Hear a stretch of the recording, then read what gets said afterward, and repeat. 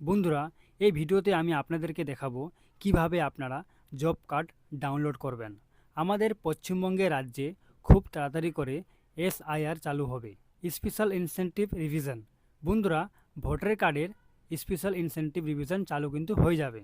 Job card এমন একটা documents, যদি আপনি দেখান তাহলে আপনার ভোটার কার্ডে নাম বাদ যাবে না।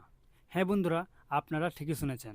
যদি আপনার কাছে জব কার্ড থাকে তাহলে কিন্তু আপনার ভোটার কার্ডের নামটা বাদ যাবে না। তাহলে দেখে নেওয়া যাক কিভাবে আপনারা জব কার্ড ডাউনলোড করবেন।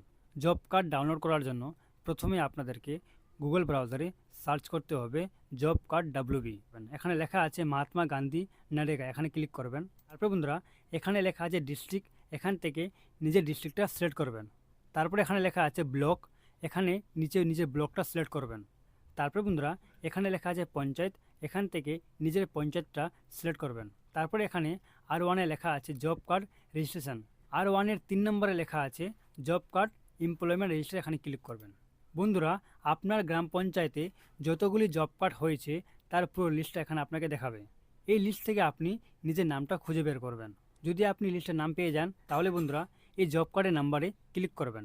যদি আপনি মোবাইল থেকে করে থাকেন তাহলে আপনাকে স্ক্রিনশট নিতে হবে, আর যদি আপনি ল্যাপটপ কিংবা কম্পিউটার থেকে করেন তাহলে আপনাকে ডাউনলোড করার পদ্ধতি আমি বলে দিচ্ছি। মাউসের রাইট প্রেস করবেন, তারপর এখানে লেখা আছে প্রিন্ট, এখানে ক্লিক করবেন। প্রিন্টে ক্লিক করার পর এখানে লেখা আছে সেভ এজ পিডিএফ, নিচে এখানে সেভ করে দেবেন।